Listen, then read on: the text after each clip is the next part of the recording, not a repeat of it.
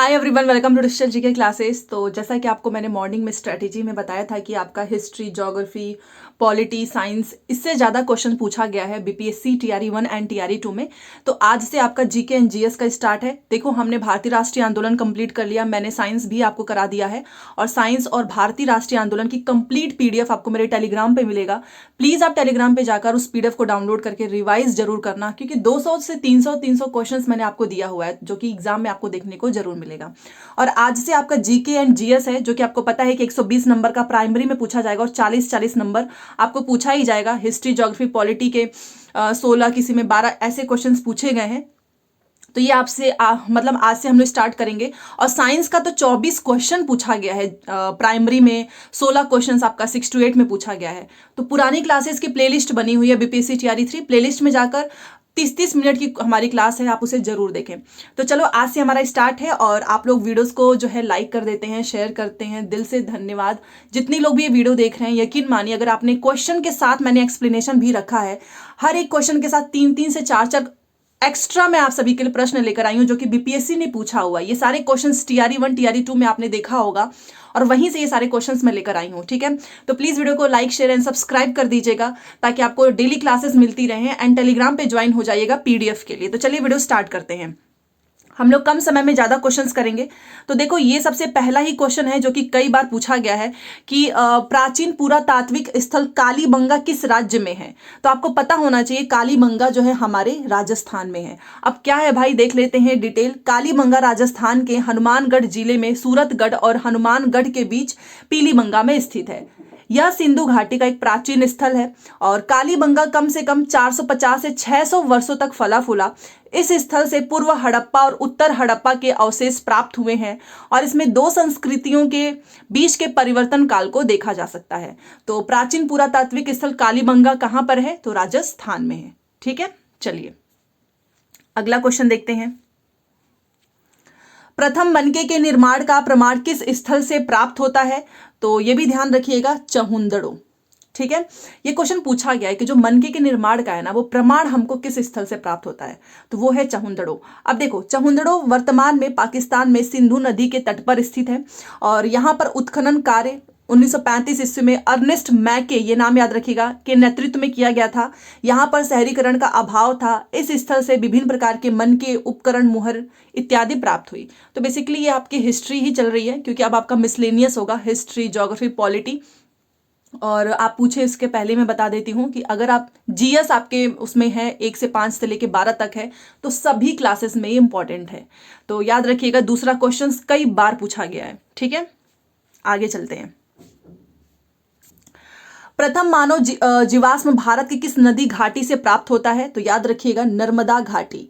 जो पहला मानव जीवाश्म है वो हमको नर्मदा घाटी से मिलता है।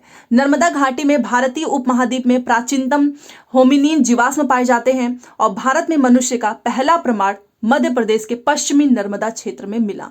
तो ये वाली लाइन काफी इंपॉर्टेंट है, प्लीज याद रखना, बहुत बार पूछा गया है। ठीक है, कि पहला मानव जीवाश्म हमको कहां से? तो मध्य प्रदेश के पश्चिमी नर्मदा क्षेत्र में, मतलब नर्मदा घाटी। तो याद रखिएगा, कई बार पूछा गया है। ठीक है, चलिए आगे बढ़ते हैं। और इस एक क्वेश्चन में आप सोच रहे होंगे कि इतने सारे पॉइंट, तो ये सारे ही एक नए नए क्वेश्चंस पूछा हुआ है बीपीएससी ने। भारत में पशुपालन एवं कृषि के प्राचीनतम साक्ष्य कहाँ से मिले हैं? तो वो है हमारा मेहरगढ़। अब मेहरगढ़ से रिलेटेड या फिर किसने किसकी खोज की है, ये क्वेश्चन पूछा गया है। जैसे कि पहली लाइन में लिखा हुआ है कि मेहरगढ़ नवपाषाण युग का सबसे पुराना उपनिवेश है, याद रखिएगा। और नवपाषाण युग को हम नया पाषाण युग भी कहते हैं। अगर मैं सिंधु घाटी सभ्यता की बात करूं, तो जो हाईलाइट किया है मैंने, जॉन मार्शल सिंधु घाटी सभ्यता शब्द का उपयोग करने वाले पहले अध्येता थे और ये क्वेश्चन पूछा गया है। सिंधु घाटी सभ्यता आदि इतिहास काल से संबंधित है और दयाराम साहनी ने पहली बार 1921 में हड़प्पा सभ्यता की खोज की। मोस्ट इंपॉर्टेंट है ये वाली लाइन, प्लीज याद रखो। हड़प्पा सभ्यता की खोज पहली बार दयाराम साहनी के द्वारा और सिंधु घाटी सभ्यता का उपयोग जॉन मार्शल के द्वारा। प्लीज याद रखना, कई बार पूछा गया है। वहीं ये सारे क्वेश्चंस इसी से आपको यहीं पे मिल जाएंगे। वहीं ये भी क्वेश्चन पूछा गया था, चलो कि ये मैंने आपको बताया हड़प्पा सभ्यता की खोज दयाराम साहनी।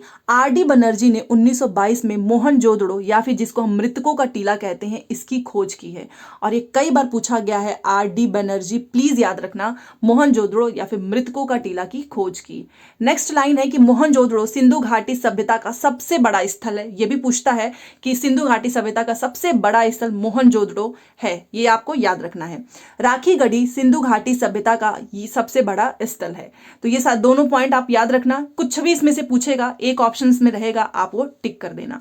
तो इस एक प्रश्न के माध्यम से हमने 4 से 5 क्वेश्चन किया है, ठीक है, एक्सप्लेनेशन के साथ, ताकि आपको हर एक क्वेश्चन से रिलेटेड जहां पर जरूरत है वहां पर मैं लेकर आई हूं एक्सप्लेनेशन। भारत की प्राचीनतम संस्कृति कौन सी है, ये भी क्वेश्चन पूछता है। तो याद रखना वो है हमारा पूरा पाषाणिक संस्कृति, सबसे पुरानी संस्कृति है पूरा पाषाणिक संस्कृति। अगला क्वेश्चन है कि भीमबेटका के शैलाश्रय किसके लिए प्रसिद्ध हैं, बताइए। भीमबेटका कहाँ पे है, पहले तो यही बताओ। तो देखो ये किस लिए फेमस है, तो भारतीय उपमहाद्वीप पर मानव जीवन के प्राचीनतम चिन्हों की वजह से, जो प्राचीनतम चिन्ह है ना, उस वजह से भीमबेटका का शैलाश्रय फेमस है। अब इससे रिलेटेड क्या क्या क्वेश्चंस बनेंगे तो समझ लो कि देखो भीमबेटका हमारा कहां पर है, भारत के मध्य प्रदेश, और ये क्वेश्चन पूछा हुआ है। मध्य प्रदेश प्रांत के रायसेना जिले में स्थित एक पूरा पाषाणिक आवासीय पूरा स्थल है। यह आदि मानव द्वारा बनाए गए शैल चित्रों और शैलाश्रयों के लिए फेमस है, ठीक है। तो कहां पर है, मध्य प्रदेश में, और किस लिए फेमस है, तो प्राचीनतम चिन्हों की वजह से, मानव जीवन के, ठीक है। चलिए अगला क्वेश्चन देखिए, सैंधो काल के, काल होगा, कल हो गया है, सैंधो काल के किस पूरा स्थल से हल द्वारा जुताई, ये बहुत बार पूछा हुआ है कि कहां पर हमको हल द्वारा जुताई के प्रमाण मिले हैं, बताओ भाई। तो कालीबंगा, और कालीबंगा कहां पे है, अभी हमने पढ़ा राजस्थान, ठीक है। तो ये हमको जुताई के प्रमाण कहां पर मिले हैं, हल द्वारा, कालीबंगा में, इसको रट लो। अब इससे रिलेटेड कुछ और क्वेश्चंस पूछे गए हैं बीपीएससी में ही, वो आपको यहां पर याद रखना है।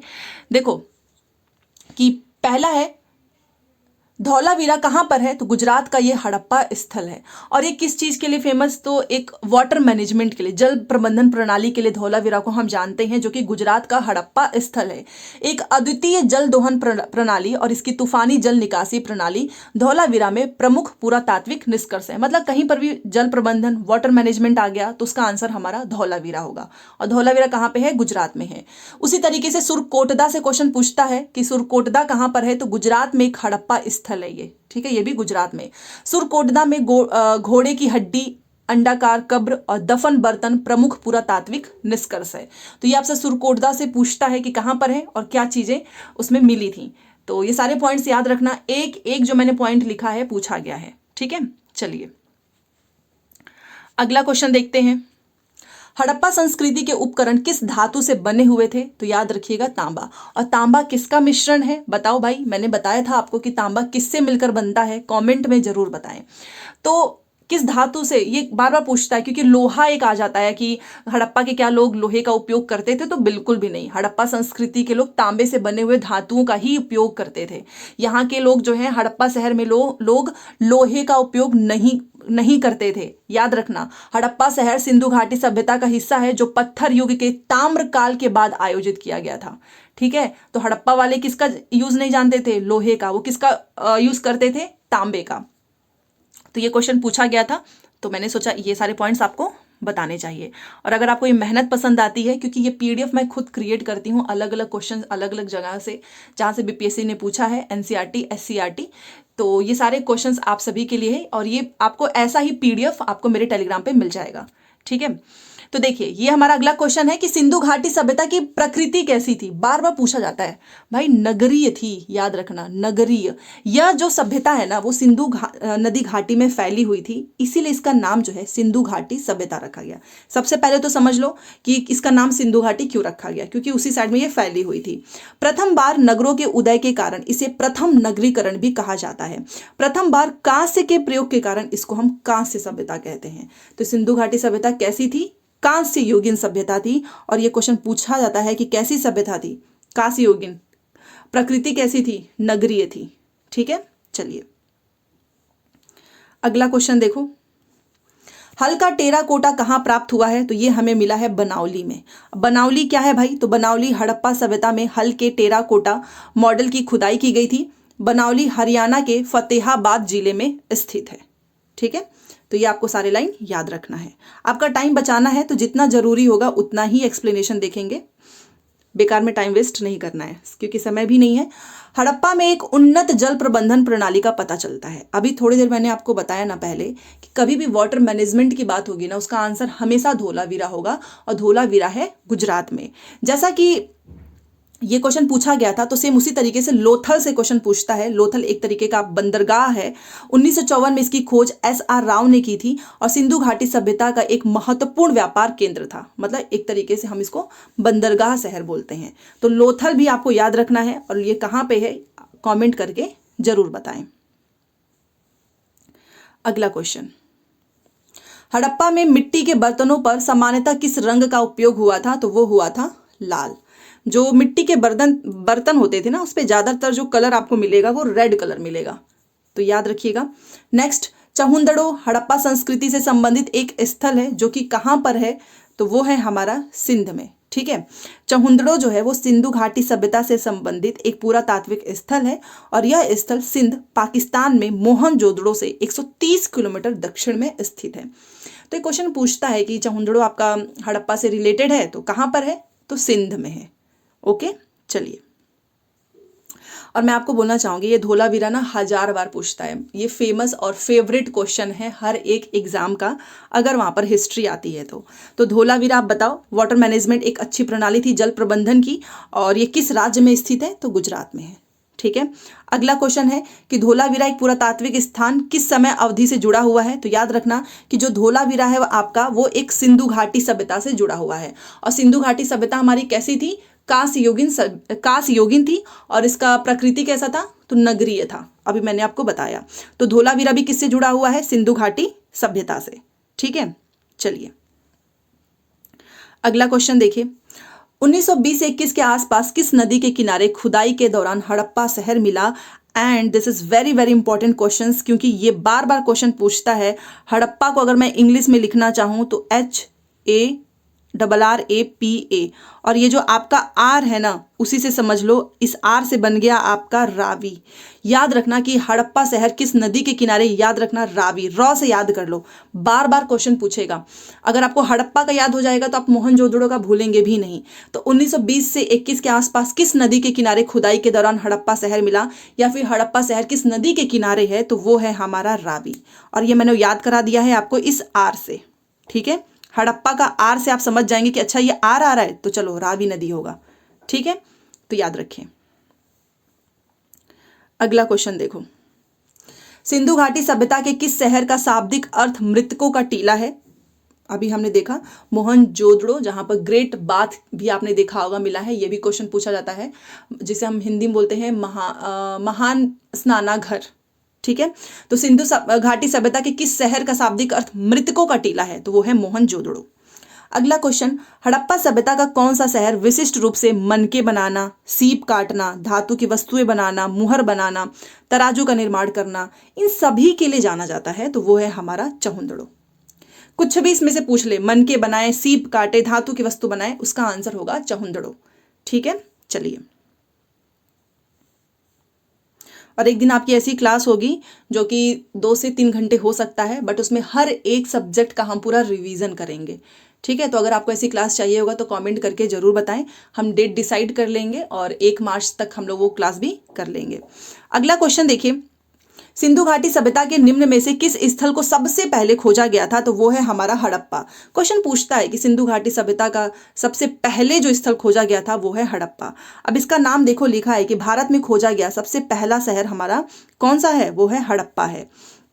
हड़प्पा था। 1921 में ब्रिटिश भारत के पंजाब प्रांत में इसकी खुदाई की गई थी, और पहली साइट के रूप में हड़प्पा की खुदाई के बाद हमको सिंधु घाटी सभ्यता को इसके बाद हड़प्पा सभ्यता के रूप में भी जाना जाता है, मतलब सिंधु घाटी सभ्यता को। इसकी खुदाई आपको पता ही है, हड़प्पा की 1921 में दयाराम साहनी ने की थी, और हड़प्पा आपका रावी नदी के तट पर स्थित है, और यह पंजाब, इस समय अगर मैं आपको बोलूं तो यह पाकिस्तान के साहिवाल जिले में है।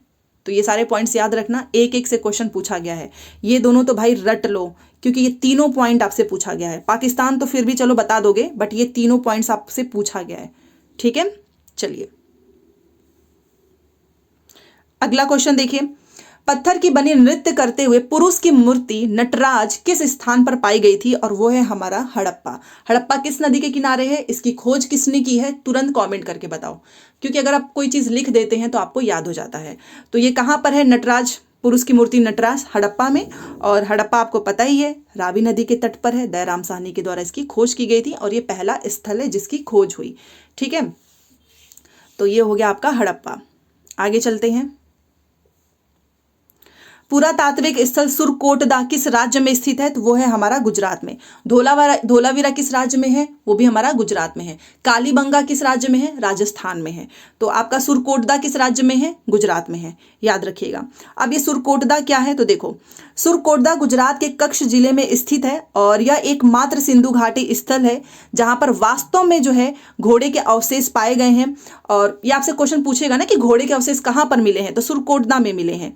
और कालीबंगन आपको पता ही है, मैंने आपको बताया राजस्थान में है, और आपका बनावली जो है हरियाणा में है। तो ये सारे पॉइंट याद रख लो, सुरकोटदा में घोड़े के अवशेष मिले हैं जो कि गुजरात के कच्छ जिले में स्थित है। चलिए, तो कहने के लिए आपके सामने 50 क्वेश्चन होंगे, बट हर एक क्वेश्चन के नीचे अलग से एक्स्ट्रा मैंने आपके लिए क्वेश्चन लेकर आई हूं।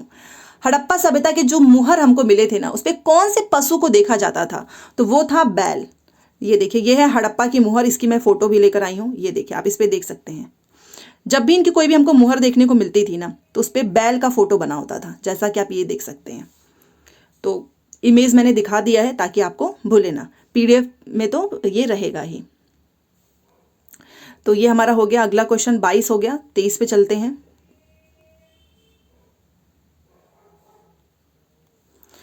प्रसिद्ध सिंधु घाटी स्थल मोहनजोदड़ो की पहली बार खुदाई किस प्रख्यात भारतीय पुरातत्वविद द्वारा की गई थी, तो वो है RD बनर्जी, याद रखिएगा।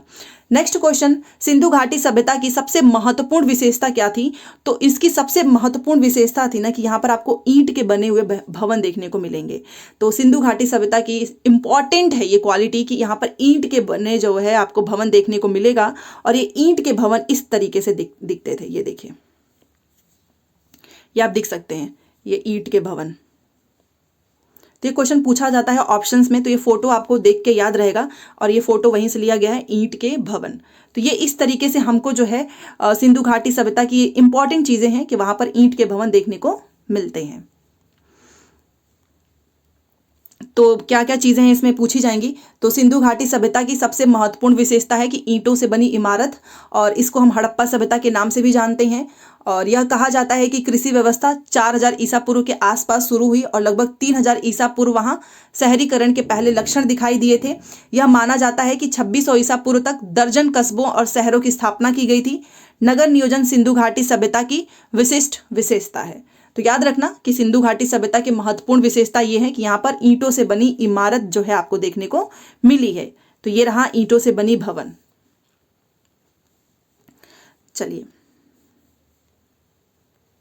अब ये एक एक क्वेश्चन जो कि पूछा जाता है। सबसे पहला है कि सिंधु घाटी सभ्यता कैसी सभ्यता है, तो वो है हमारा कांस्य युगीन सभ्यता, ठीक है। अगला क्वेश्चन कि हड़प्पा के लोग किस भगवान की पूजा नहीं करते थे, तो ये वाला पूछा जाता है बार बार, और ऑप्शन में विष्णु भगवान जी का नाम लिखा रहेगा। तो याद रखिएगा कि जो हड़प्पा के लोग हैं वो विष्णु भगवान की पूजा नहीं करते थे। और हड़प्पा आपका किस नदी के किनारे है, रावी नदी के किनारे है। मैं बार बार बोल रही हूँ क्योंकि ये क्वेश्चन पूछा गया है, ठीक है। तो हड़प्पा के लोग इनकी पूजा नहीं करते थे। तो सिंधु घाटी सभ्यता के लोग पूजा किसकी करते थे, पशुपति की करते थे, याद रखिएगा, ठीक है। अब यहां से जितना आपसे पूछा गया था, अब हमारा यहां से वेद वाले क्वेश्चन से स्टार्ट होंगे, फिर हम बौद्ध धर्म पढ़ेंगे, फिर हम जैन धर्म पढ़ेंगे। तो जैसा कि आप यहां पर देख सकते हैं, वेदों में सबसे पुराना वेद कौन सा है, तो वो है हमारा ऋग्वेद। और ये क्वेश्चन बार बार पूछा जाता है। 4 वेद हैं, ऋग्वेद, यजुर्वेद, सामवेद, अथर्ववेद। और इन चारों की क्वालिटी आपसे पूछेगी कि कौन किससे संबंधित है, तो वो सारी चीजें प्रश्न हम यहाँ पर करने वाले हैं। तो सबसे प्राचीनतम वेद आपका हो गया ऋग्वेद, और चार अंग अभी जो मैंने आपको बताया कि जो हमारे 4 वेद हैं उसमें सबसे पुराना वेद हमारा ऋग्वेद है। ऋग्वेद वैदिक संस्कृत भजन का एक प्राचीन भारतीय संग्रह है। यह संस्कृत में रचित एक धार्मिक ग्रंथ है जिसकी उत्पत्ति प्राचीन भारत में हुई थी। ऋग्वेद 10 पुस्तकों में विभाजित है। ये नंबर याद रखना क्योंकि ये क्वेश्चन पूछा जाता है कि कितने, तो 10 पुस्तकों में विभाजित है। और ये भी याद रखना कि हम इसको क्या बोलते हैं, मंडल, मंडल के नाम से जानते हैं। और यह आपको यहाँ पर दिख रहा होगा, ये लाइन उतनी इंपॉर्टेंट नहीं है बट याद रख लेना, 10,600 छंद। हाँ, ये सूक्त याद रखना, 1028 सूक्त का संग्रह है। ठीक है, तो ये हो गया हमारा सबसे पुराना वेद ऋग्वेद। अगला क्वेश्चन, पुरुषार्थ कितने हैं बताओ? 4 हैं। कौन कौन से हैं भाई, वो देख लेते हैं। मनुष्य के लिए वेदों में 4 पुरुषार्थों का नाम लिया गया है। एक हमारा धर्म है, अर्थ है, काम है, मोक्ष है। तो ये क्वेश्चन पूछता है कि कितने हैं? 4 हैं, धर्म, अर्थ, काम, मोक्ष। अगला क्वेश्चन है कि गायत्री मंत्र हमको किस पुस्तक में मिलता है? तो जो हमारा सबसे पुराना वेद है ना, ऋग्वेद, यहीं पर आपको गायत्री मंत्र मिलता है। अब इससे रिलेटेड जो क्वेश्चन पूछे जाते हैं वो देख लेते हैं। देखिए, सबसे पहले याद रखना कि जो गायत्री मंत्र है वो आपका प्राचीन सूर्य देवी सावित्री को समर्पित है। ऋग्वेद ने स्तुति के भजन के ज्ञान का अनुवाद किया है और इसमें कई धार्मिक मंत्र और श्लोक हैं। और यहाँ पर जैसे कि नाम जो मैं लिखी हूँ ना, ये क्वेश्चन पूछता है कि अथर्ववेद का मतलब होता है जादू टोना, याद रखना। सामवेद, स से संगीत याद रख लो। जब भी आपसे पूछेगा कि संगीत आपको किस में मिलेगा तो हमारा मिलेगा सामवेद में। और यजुर्वेद, य से याद रखो, यहाँ पर यज्ञ वगैरह जो है उसके ज्ञान मिलते हैं। तो क्वेश्चन कई बार पूछा गया है कि सबसे पुराना वेद है हमारा ऋग्वेद, और इसमें जो अथर्ववेद है उसमें जादू टोने का ज्ञान है। सामवेद, स से आपका संगीत हो गया, और यजुर्वेद, य से हो गया आपका यज्ञ। तो ये मजाक नहीं कर रही हूँ, ये क्वेश्चन ऐसे ही हूबहू पूछा हुआ है, तो याद कर लोगे ना तो ज्यादा बेनिफिट होगा। ठीक है, चलिए अगला क्वेश्चन देखो। वेद धार्मिक अनुष्ठान, मतलब कि धार्मिक अनुष्ठान जिसमें यज्ञ वगैरह किया गया हो, वो किससे संबंधित है? तो वो है हमारा यजुर्वेद। ऋग्वेद में मंत्र कितने हैं? याद रख लेना, उस 1028। कई बार पूछा गया है कि ऋग्वेद में मंत्र कितने हैं? 1028। ठीक है।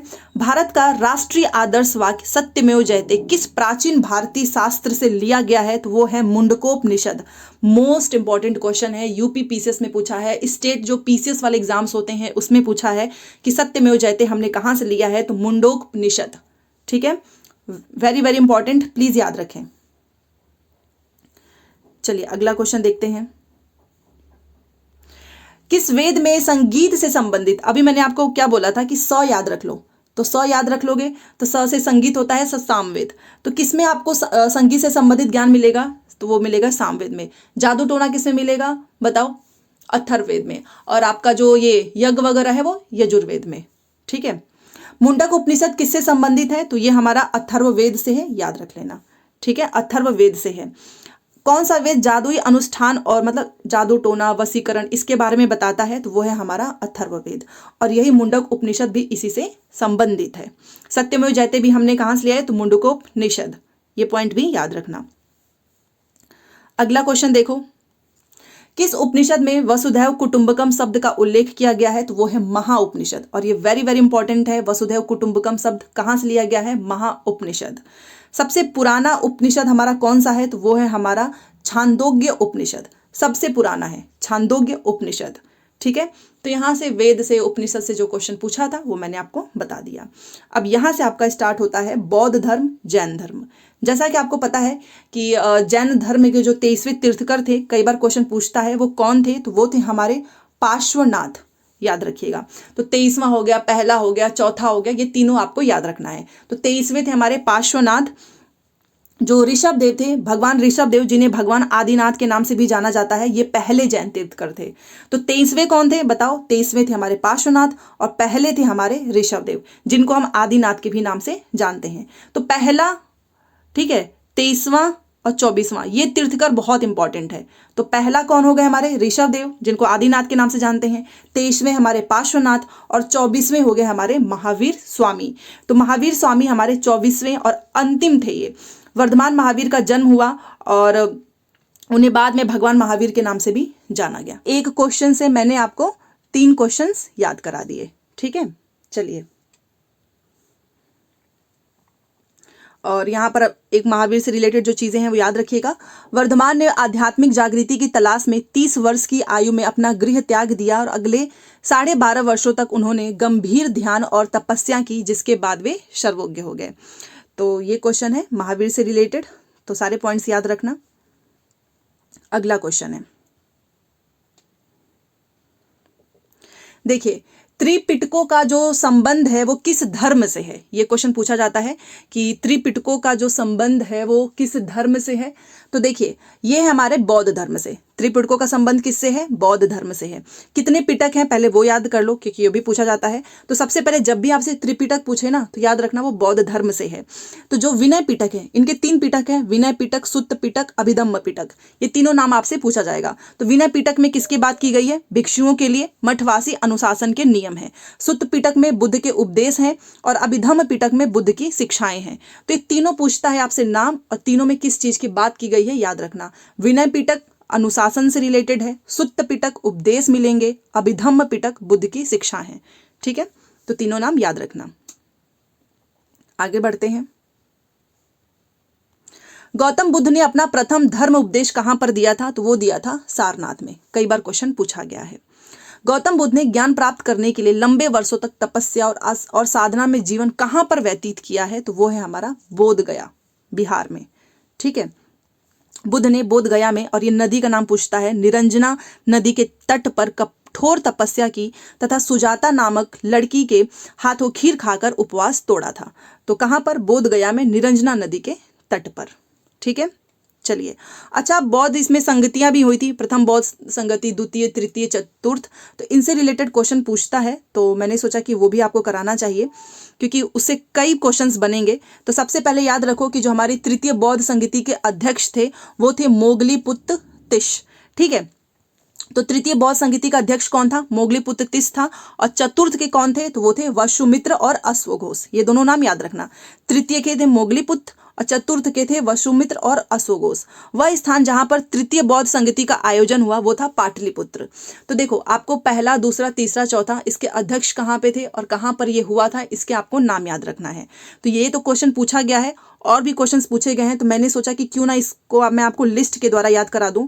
तो ये आप देखिए यहाँ पर। सबसे पहले देखो, जो पहला बौद्ध संगति है, ये वाली ये ना भी याद रखो तो चलेगा, बट बाकी के 3 आपको याद रखने हैं। तो जो हमारा पहला बौद्ध इसको मैं एक ट्रिक से भी याद करा देती हूं आपको। यहां पर देखिए,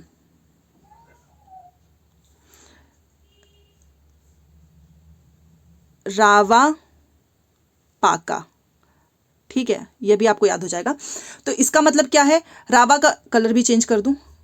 इसका मतलब रॉ का हो गया आपका राजगृह, व से हो गया आपका वैशाली, पीए से हो गया आपका पाटलिपुत्र, और के से हो गया आपका कश्मीर। ये ट्रिक याद कर लो, रावा पाका। इसका मतलब क्या है कि जब भी आपसे क्वेश्चन पूछेगा कि पहली बौद्ध संगति कहां पर हुई थी, तो रावा रॉ से हो गया राजगृह। द्वितीय बौद्ध संगति कहां पर हुई थी? तो वीए वा से हो गया वैशाली। तृतीय बौद्ध संगति कहां पर हुई थी? तो पीए से हो गया पाटलिपुत्र।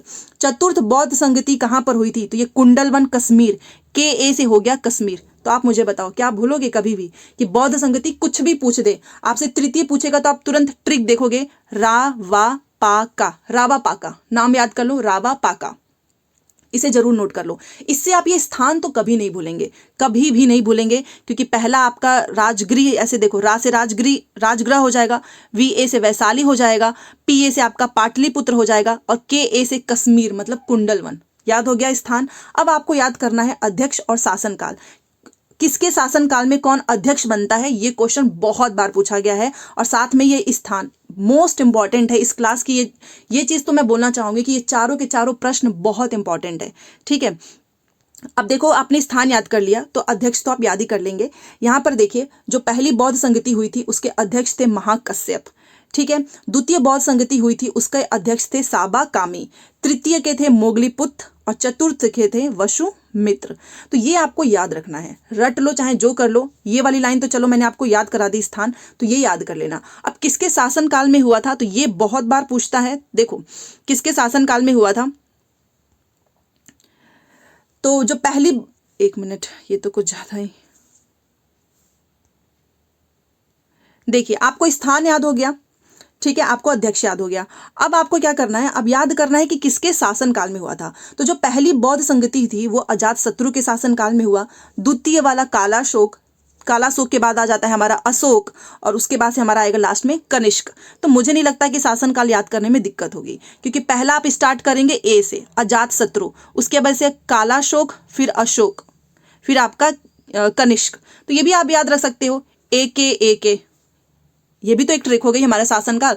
ए से हो जाएगा आपका अजातशत्रु, के से कालाशोक, ए से अशोक, फिर के से कनिष्क, ए के। तो ये आपका शासनकाल का ट्रिक हो गया। स्थान का ट्रिक मैंने आपको बता ही दिया है, रावा पाका, रा वा पा का, राजगृह, वैशाली, पाटलिपुत्र, कुंडलवन, कश्मीर। बस आपको ये याद रखना है। देखिए कितना आसान कर दिया मैंने आपको। तो याद रखना कि पहली बौद्ध संगति कहां पर हुई थी, राजगृह में। अध्यक्ष कौन थे, महाकश्यप। शासनकाल अजातशत्रु। द्वितीय बौद्ध संगति वैशाली में हुई, अध्यक्ष साबाकामी, शासनकाल कालाशोक। तृतीय बौद्ध संगति पाटलिपुत्र, अध्यक्ष मोगलीपुत्र, शासनकाल अशोक। चतुर्थ बौद्ध संगति कुंडलवन कश्मीर में हुआ, अध्यक्ष थे हमारे वसुमित्र। किसके शासनकाल में, तो कनिष्क के शासनकाल में। क्वेश्चन ऐसे पूछेगा कि चतुर्थ बौद्ध संगति किसके शासनकाल में हुई थी, कनिष्क, और उस समय अध्यक्ष कौन बने, तो वसुमित्र। ठीक है, तो ये हो गया। इसलिए यहाँ पर मैंने थोड़ा सा टाइम लिया, बिकॉज ये क्वेश्चन सच में बहुत इंपॉर्टेंट है। अब यहाँ से आपके जितने भी प्रश्न बनेंगे आप सारा सॉल्व कर लोगे। देखो ये सारे प्रश्न बने हुए हैं, इसलिए मैंने वो आपको यहाँ पर याद करा दिया। देखिए पहली बौद्ध सभा का आयोजन कहाँ पर हुआ, आप मुझे बताओ। अभी हमने पढ़ा ना, रावा पाका राजगृह। किस शासक ने चतुर्थ बौद्ध संगति कश्मीर में आयोजित की, रावा पाका, के से कुंडलवन कश्मीर, और जो चतुर्थ वाला था वो था कनिष्क के शासन काल में। है कि नहीं, बताइए, याद हो गया ये चीज। भगवान बुद्ध के महापरिनिर्वाण के बाद पहली बौद्ध संगति हुई थी, तो वो था राजगृह, राजगीर में। इसीलिए ज्यादा इंपॉर्टेंट हो जाता है, क्योंकि भगवान बुद्ध से रिलेटेड है। ठीक है, चलिए। और अगर आपको सच में क्लास पसंद आए ना, तो प्लीज़ लाइक जरूर करें, मोटिवेशन मिलता है, और हर दिन ऐसे ही क्लासेस आपको मिलती रहेंगी। जो तृतीय बौद्ध सभा था किस स्थान पर बुलाई गई, आप मुझे बताओ। मैंने आपको याद कराया, रावा पाका। हमसे क्या पूछ रहा है, तृतीय, तो तृतीय वाला तो ये हो गया ना, PA, तो पाटलिपुत्र हो गया। इस तरीके से याद करना है। ठीक है, तो तृतीय वाली कहाँ पर बुलाई गई थी, पाटलिपुत्र में। दूसरी कहाँ बुलाई गई थी, वैशाली में। पहली राजगृह में। चौथी कुंडलवन कश्मीर में। ठीक है, प्रथम बौद्ध परिषद को बुलाया गया था किसके द्वारा, अजातशत्रु के द्वारा। अजातशत्रु के बाद से द्वितीय किसके द्वारा बुलाया गया, बताओ। ये तो हमारा पहला हो गया। दूसरा बताओ, कालाशोक। तीसरा बताओ, अशोक। और चौथा है कनिष्क, के। ये भी कितना आसान है। तो पहला वाला अजातशत्रु के द्वारा, दूसरा कालाशोक, तीसरा अशोक, चौथा कनिष्क। चलिए, चतुर्थ बौद्ध संगति का आयोजन किसके शासनकाल में हुआ, अभी मैंने आपको बताया ना, के कनिष्क। महात्मा बुद्ध ने कहां पर महापरिनिर्वाण प्राप्त किया, उत्तर प्रदेश में कुशीनगर है, वहां पर। अब ये क्या है महापरिनिर्वाण, ये आपको थोड़ा सा देखना है, क्योंकि यहां से क्वेश्चन पूछे गए हैं। ठीक है, देखिए, गौतम बुद्ध ने कुशीनगर, वर्तमान उत्तर प्रदेश में महापरिनिर्वाण प्राप्त किया। महापरिनिर्वाण का अर्थ होता है आमतौर पर एक प्रबुद्ध प्राणी द्वारा निर्वाण की परम अवस्था, स्थायी सर्वोच्च शांति और खुशी होता है। गौतम बुद्ध ने बोध गया में निरंजना नदी के तट पर निर्वाण प्राप्त किया। इसके पश्चात उन्हें गौतम बुद्ध और तथागत, मतलब जिसने सत्य को प्राप्त किया है, उसके रूप में इनको जाना जाने लगा। इनका जो सबसे पहला उपदेश था वो सारनाथ में दिया गया। हर क्वेश्चन पूछा गया है। इसे धर्म चक्र प्रवर्तन या कानून के चक्र का घूमना कहा जाता है। आपसे क्वेश्चन पूछेगा कि धर्म चक्र प्रवर्तन जो है वो किससे रिलेटेड है, तो वो उपदेश से रिलेटेड है, जो कि इन्होंने सारनाथ में दिया है। ठीक है, देन उसके बाद से ये मैंने आपको बता ही दिया। बुद्ध का जो जन्म स्थान है वो लुम्बिनी है, जो कि वर्तमान नेपाल में स्थित है। बुद्ध ने 29 वर्ष की आयु में एक तपस्वी का जीवन जीने के लिए अपना घर छोड़ दिया, जिसे महाभिनिष्क्रमण के रूप में जाना जाता है। देखो क्वेश्चन कैसे पूछेगा कि जो इनका उपदेश था उसको हम जानते हैं धर्मचक्र प्रवर्तन से, और जो इन्होंने अपना घर छोड़ा हम उसको जानते हैं महाभिनिष्क्रमण से। ठीक है, और जो इनकी जीवन वाली जो चीज़ थी महापरिनिर्वाण, जो कि यहाँ पर लिखा हुआ है, तो वो आपका रिलेटेड है महापरिनिर्वाण से। तो ये एक एक क्वेश्चन यहाँ से पूछा गया है, इसीलिए मैंने इसको डिटेल में बताया है। और इनकी चारों की चारों आपको बौद्ध संगति प्लीज़ याद रख लेना, क्योंकि वो तो 100% आएगा, उसमें से कुछ भी पूछेगा। तो क्लास पसंद आए तो डिजिटल जीके क्लासेस को सब्सक्राइब कर लीजिएगा, फ्री कंटेंट आपको मिलता है। और पीडीएफ के लिए आप जो है टेलीग्राम पे जरूर जुड़ जाएं। और ये इंस्टाग्राम का लिंक है प्रीति ऑफिशियल 695, यहाँ पे भी आप अपने क्वेश्चंस पूछ सकते हैं। ठीक है, तो सारी चीज़ें मैंने आपको बताई है। क्लास कैसी लगी जरूर बताएं, एंड कोई भी डाउट होगा तो वो मुझसे प्लीज़ पूछना, कॉमेंट का रिप्लाई मैं देने की कोशिश करती हूँ। तो मिलते हैं नेक्स्ट क्लास में। Thanks for watching.